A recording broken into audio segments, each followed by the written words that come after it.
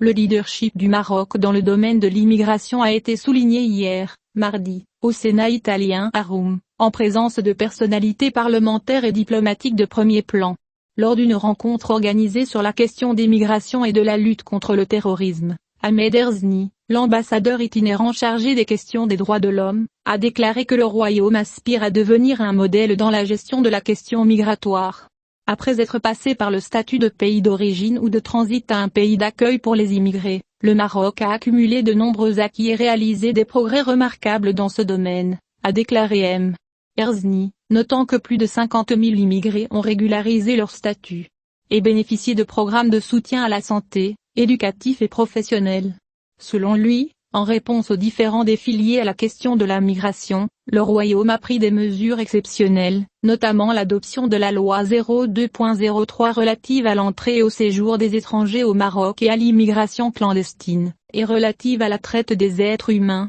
rappelant d'autre part que le royaume a abrité plusieurs rencontres internationales de haut niveau consacrées à la migration. Pour sa part, l'ambassadeur du Maroc en Italie, Youssef Balla, a souligné les efforts déployés par le royaume pour faciliter l'intégration des migrants dans le cadre de la politique migratoire et de la stratégie nationale de migration et d'asile. Le diplomate marocain a souligné que basée sur les valeurs de solidarité, d'hospitalité et de respect des droits de l'homme, la stratégie nationale de migration et d'asile, portée par les hautes directives de Sa Majesté le roi Mohammed V, trouve ses fondements dans la volonté du royaume. Respecter ses obligations internationales et les exigences de la Constitution adoptée en 2011. S'agissant de considérer la migration comme une opportunité et non comme une menace économique, culturelle ou sociale, cette stratégie s'incarne à travers une coopération active avec les pays de l'Union européenne, mais aussi avec les pays d'Afrique subsaharienne dans la lutte contre la contrebande des réseaux et de la traite des êtres humains,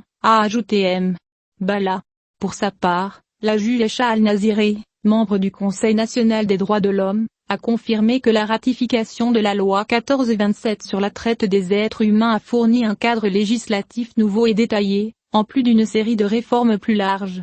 Elle a ajouté que le royaume a conclu de nombreuses conventions et protocoles internationaux, s'impliquant ainsi dans les efforts déployés au niveau mondial dans le domaine de la lutte contre la traite des êtres humains. D'autre part, les participants à cette rencontre ont apporté un éclairage sur le modèle de gestion de la question migratoire dans la région de l'Aïn Sakia et l'Amra. Le militant de l'association Saleh Alehi a déclaré que de nombreux immigrés d'Afrique subsaharienne se sont installés dans les provinces du sud du Maroc, soulignant que les autorités locales et la société civile leur accordent une attention particulière, conformément à la constitution du royaume et à ses obligations internationales. À leur tour, les membres du Sénat italien ont salué le rôle moteur du royaume dans la lutte contre l'extrémisme et le terrorisme, notant la tenue de la première réunion ministérielle de la coalition mondiale contre les au Maroc, qui est un événement international qui reflète la confiance et que le royaume jouit d'un statut de partenaire fiable et incontournable dans la lutte contre le terrorisme. Selon le responsable du Forum maroco-italien, Abdullah Al-Khazraji, ce séminaire, organisé en partenariat avec la Fédération italienne des droits de l'homme, visait à mettre en lumière l'expérience marocaine dans divers domaines et à discuter des moyens de renforcer la cohésion sociale et la flexibilité,